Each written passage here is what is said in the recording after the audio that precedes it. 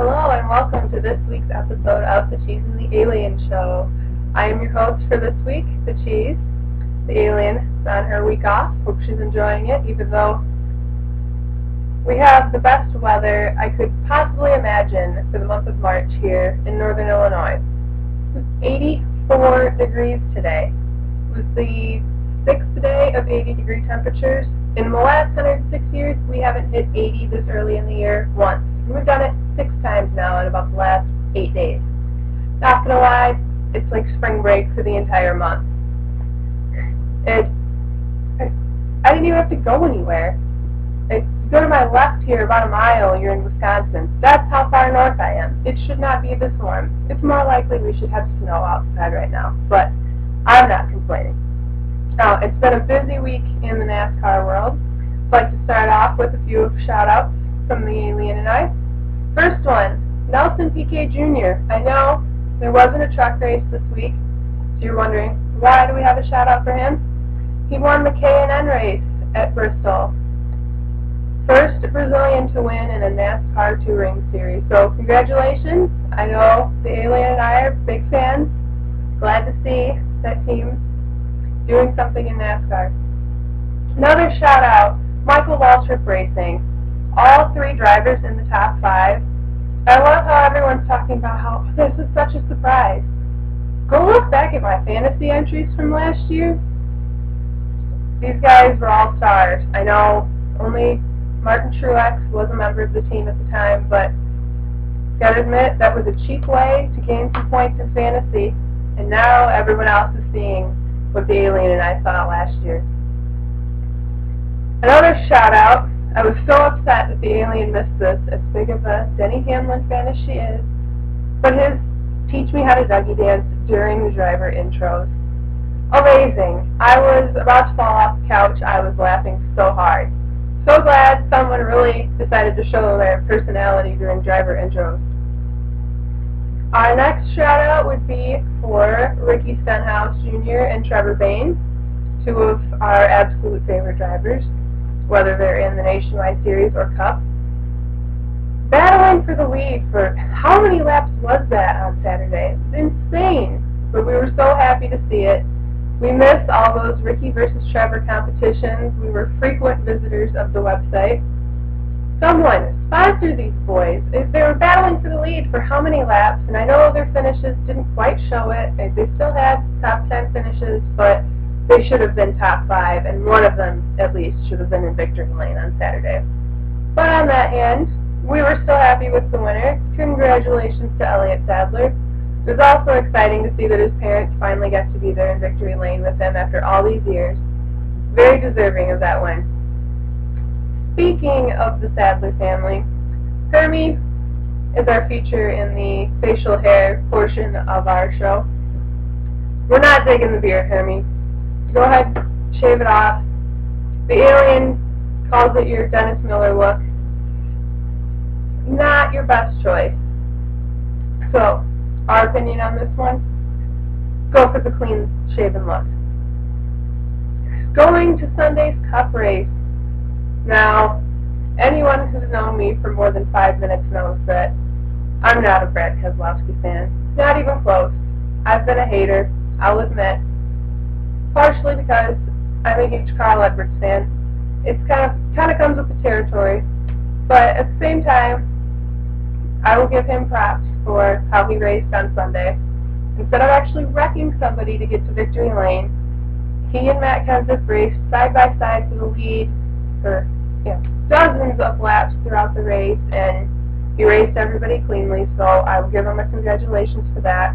Even though he's turned into somewhat of a hypocrite for hanging back on the restart, because how many different people has he complained about hanging back on the restart so they can get a jump on him? And he began doing the same thing. So, jury's still out on that one. Still not a fan, but I will offer congratulations.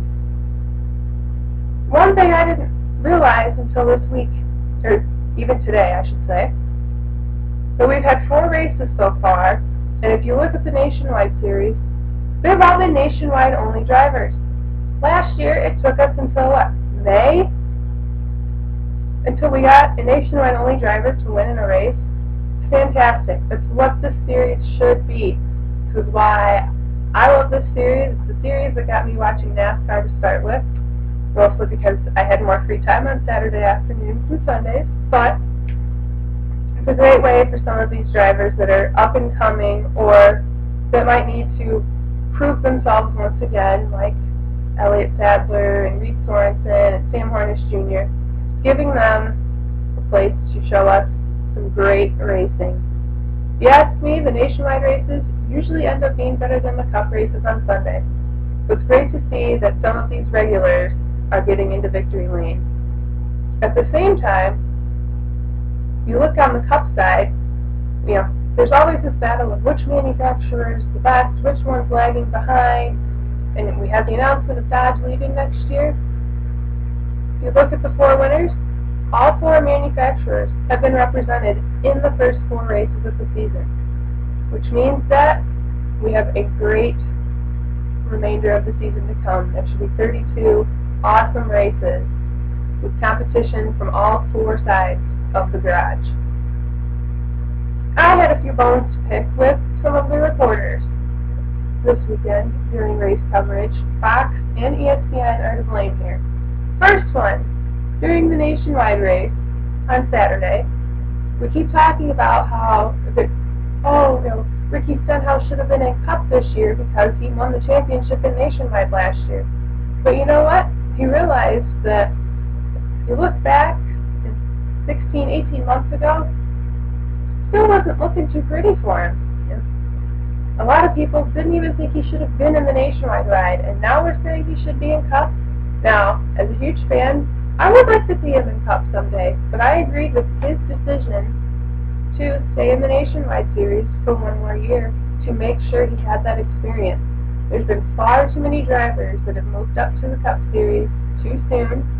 I won't mention any names, but some of them, they had the potential, but haven't really shown it. So I was proud of Ricky for telling Jack, at least this is what I've heard, to say that, hey, I want to stay there and get the experience to know that I will be doing my job properly. Sounds like the alien's texting me across the room. Next I should say. The next bone I had to pick with reporters was on Sunday. They kept talking about how, Brian Vickers finished 5th after this long absence from the series. A long absence would be like a couple years ago when I hated to see it for him when he had to sit out starting in May because of blood clots. That's a long absence. When you sit out for almost an entire season, he missed 3 races, people. I know the call to get into this car for Bristol was kind of late, kind of last-minute notice, but how many other drivers do the same thing week in and week out? Yes, a 5th place finish in his return was good, but he was also in the good equipment.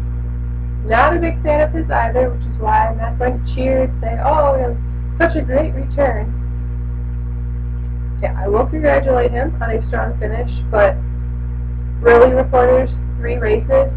Trevor Bayne was gone for 5 last year, came back, and he finished 3rd at Chicagoland. The alien and I were there to see it with our own eyes. That's a better comeback, if you ask me. So playing it up that Vickers was gone for so long, not for us. Now, 2 of the Cup Series' biggest marquee names, Earnhardt Jr. and Jeff Gordon on Sunday. Junior Rex Gordon, everyone says you have the Junior fans saying that, he did nothing, and then you have the Gordon fans saying, Junior wrecked us on purpose. Watch the tape, people. 1, it's short track racing. They're going to hit a little bit. He came up into him, they tapped. That's how racing's supposed to be. We should have been seeing that on every lap. If you ask me, that was a tame Bristol race. It just so happened that they tapped in just the right place, that he cut Gordon's tire down late in the race, and even though Gordon had a fairly strong car, he didn't have the finish to show for it. They asked them in the interviews, this is what they said. I believed every word of it. There's nothing there. Junior did not wreck his teammate on purpose. As much as I don't care for him, he's not to blame here, people. Except for, I do have a bone to pick with Junior at the same time. They play his in-car radio. He's whining about his water bottle on a pit stop. He's whining about this. Saturday's race. He's whining about the setup in his car and screaming that, oh, my cup crew needs to set up my nationwide car next time. You know, do you have a problem with it? Don't race in the nationwide series. We don't need to hear you whine weekend after weekend after weekend. This is why I'm not a fan. The biggest story of all this week was the final appeal for the 48 team and their penalty from Daytona. Now, the alien and I had slightly different views on this. She wanted it all to be upheld. He's cheated so many times in the past, which I do agree he has pushed the line a little too far, too many times. But this time, I agree with a lot of the other people that said the car never did reach the track. They never put the templates on the car, so technically they did not fail. And Hendrick had a good argument. I did give him props for going this far into the appeal process. However, I didn't think they'd really win. I thought maybe, oh, they lower the suspension from 6 weeks to 4. I don't know if they'll really mess with the points or not, but he might be back at the track a little sooner than expected. They might lower the fine a little bit, but they're not going to completely erase it. What was that announcement? Entirely eliminating it altogether. We've waited how many weeks? It's been almost an entire month since Daytona. Actually, I'd say it has been a month since the car failed inspection. And after all that, he only has to pay a fine and sit on probation. There's always somebody on probation. It's not that big of a deal, people. But to me, since the alien and I are teachers, this would be like one of us writing our students a detention, having them and their parents fight us on it for weeks and weeks and weeks, and then saying, oh, no, you don't have to serve it. You can sit in for 5 minutes at lunch, and then go play with your friends. Doesn't matter. You're not in trouble anymore. What is that? It's not setting any kind of a precedent, NASCAR. You get people in trouble, and then you take away their punishments. This is how we're going to get naughty children. Lastly, thanks to Kasey Kahne, it was an epic fail for our fantasy teams, both the alien and I. However, the alien pulled off the win, a narrow win, but still a win over me.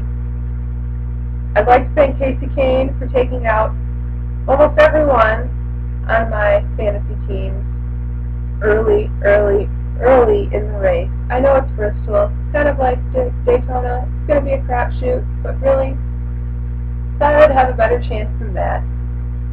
Thanks for joining us this week, and we hope you return next week with my partner, the alien, after a great race at California.